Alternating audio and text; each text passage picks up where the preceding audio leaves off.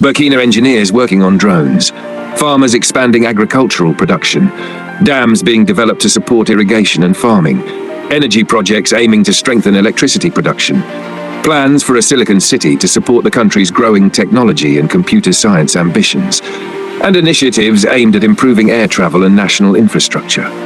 But here's the big question.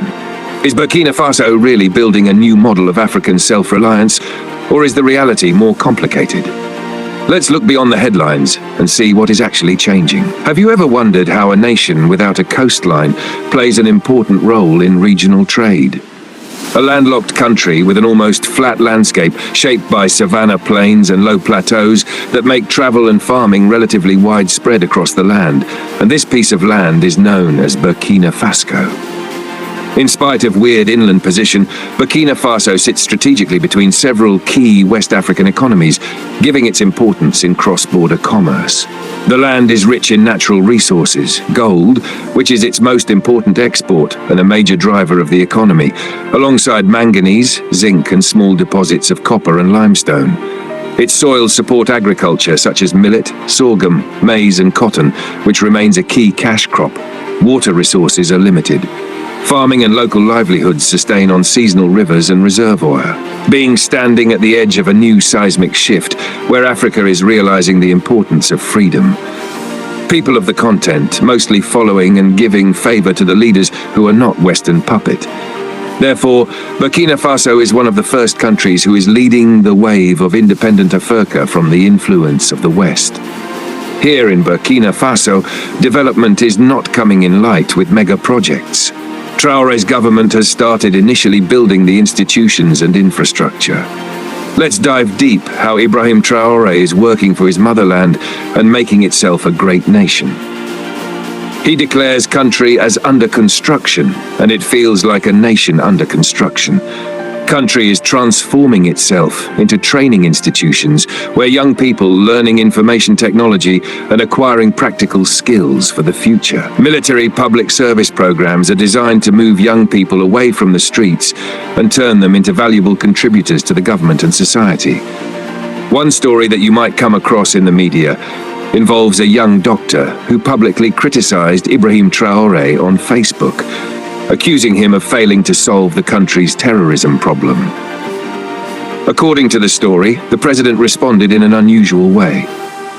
His intelligence team reportedly located the young man and brought him to a military camp. There he was taken to the barracks, trained, given military equipment, and sent to the front lines with a message that essentially said, "Go and do what you claim we are failing to do." Today, the young man is reportedly serving as a medical doctor on the military front. Whether you focus on the humor of the story or not, it highlights an important point. Solving problems often requires more than simply talking about them.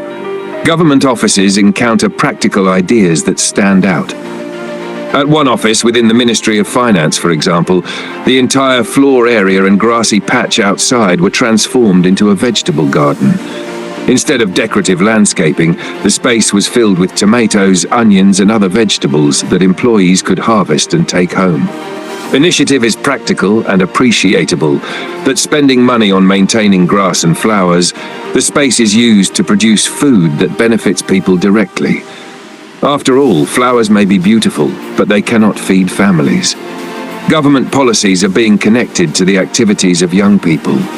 Throughout the country, efforts can be seen to align national development goals with opportunities for the next generation.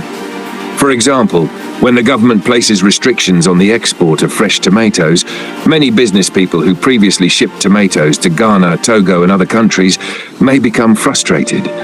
However, if you look deeper, you can see that the policy is intended to encourage local processing, value addition, and domestic economic growth before agricultural products leave Burkina Faso. But Ibrahim Traoré, being a military man, had already thought through the whole process.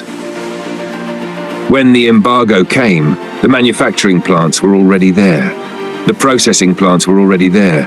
The drying plants were already there. The farmers were ready. The equipment was ready. Transportation was available. In many African governments, that is the problem. The decisions they make in terms of policy design and implementation often move away from the practical activities needed to support them, instead of consolidating around a common vision. Similarly, even the fish farms happening there are producing beautiful, fresh, tasty fish locally.